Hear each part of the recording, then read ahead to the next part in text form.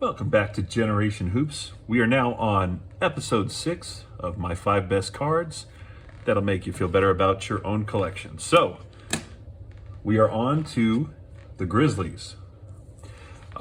Starting basically as a Vancouver Grizzlies and kind of moving on to some Memphis Grizzlies. But I'm going to start with a little honorable mention card right here. And we've got Pau Gasol. There he goes. Oh! He took it right at Kevin.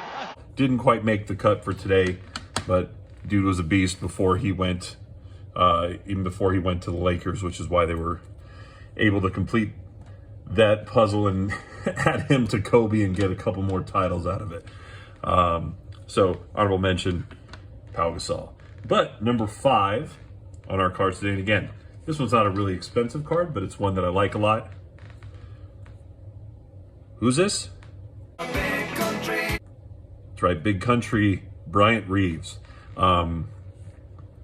He may not be well known to people today, but if you grew up when I did, this dude was a monster at first. And if you ever watched, they've done different interviews with Shaq. I think it was on an open court, and he said that one of the toughest guys for him to guard was Bryant Big Country Reeves, because he had this tough, like mid-range, one-handed jumper that he would put up, and Shaq had a lot of trouble with him. So I don't think this guy gets enough love. He got hurt pretty early in his career, didn't last all that long, but went to Oklahoma State, and I believe he went to the Final Four at Oklahoma State, but he was a beast in college. That is until Big Country brought the house down near the end of practice.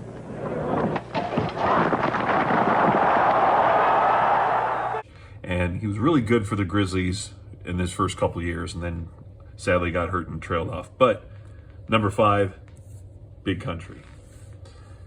Next we have Shareef Abdur-Rahim. West to Abdur-Rahim. Again, the spin move. McGrady had a hand on the ball. How did that ball go in? Shareef Abdur-Rahim in the air.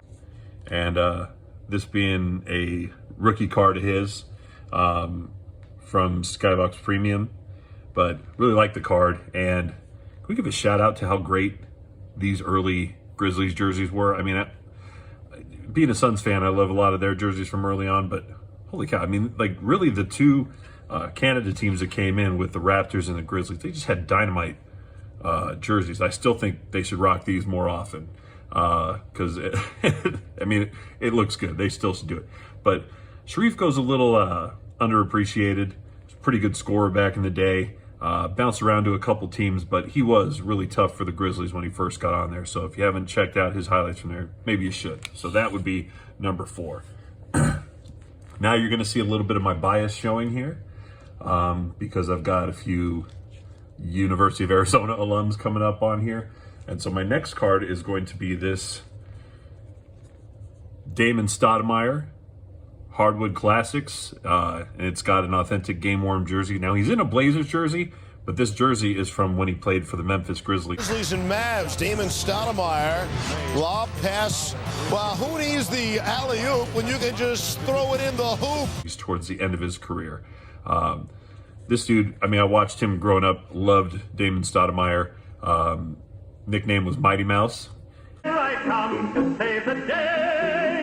And he was a good long-range shooter. He was super quick, and he was only 5'10", so the dude was not exactly huge, and he made a lot out of his game. He actually got into trouble for a lot for I'd say smoking things he probably shouldn't have been. The stickiest of the icky. You want to smoke with the old boy Rick James? But nowadays, it probably wouldn't be looked on as poorly in the league. But back then, they really frowned upon that. But I think this is a great card, and I like the patch they got there. Even though it's white, I thought it was just going to be, just like one of those napkins they give you where it's not any game worn or anything. But it is classic game worn jersey of Damon Stoudemire from 2005-2006 Top Style 52 basketball. So that'd be my number 3. Mighty Mouse gets a little shout out, and we're moving on. So number 2 is another former U of A Wildcat who got his start with as the number 2 pick for the Vancouver Grizzlies right there. Pretty neat. I love this one too, because again, it's just a little patch. It's just white. I mean, it would be cool if he had, some sort of color on it. But again, this is another one that was a game time uniformity insert. It has a piece of game-worn jersey worn by Mike Bibby for the Vancouver Grizzlies, which is pretty cool. This guy was a big part of Sacramento's team when they had Weber and all that, and they probably should have gone to the final. Weber back to Bibby, has the open shot. You guys all know the story about that if you've ever watched NBA basketball, but that was really as close as he got as a major contributor. But Mike Bibby, I watched him in high school and in college. He's only a handful of years older than me, and I got to see him when I was younger and playing, and dude was a monster. He got us the national championship at the U of A, so he will forever be cool with me because of that. He starts the dribble at 8. Now drives in, dishes, Davison banks it home. So, love Mike Bibby. That's our number 2, and then we're going to get to our final one. Now, this one it's not the greatest card in the world, but it's PSA 10. So, this is my John Morant rookie card from NBA Hoops. And I have a bunch of rookie. I mean, I'm sure a lot of people that collected, and that's it. I mean, his base cards were pretty easy to get, a rookie of his and Zion and all that kind of stuff. But this was this is the only one I got of this tribute one. And it's in great condition, so I sent it in hoping for a 10, and I got real lucky. I actually got a few of his cards in 10s, but this was my favorite one out of the bunch. I know it's easy to rag on this guy. A lot of my friends call him Shooter McGavin. Yes! Shoot. But I really do hope that this guy changes things around, changes the narrative this year. And I mean, I know he's made mistakes and all that kind of stuff, but I really want to see him turn it into a positive. Hopefully he can, because, you know, I was a fan of his until all this stuff started going around. It's just, you know, it's hard to watch a guy kind of throw a lot of money down the drain and making dumb mistakes and dumb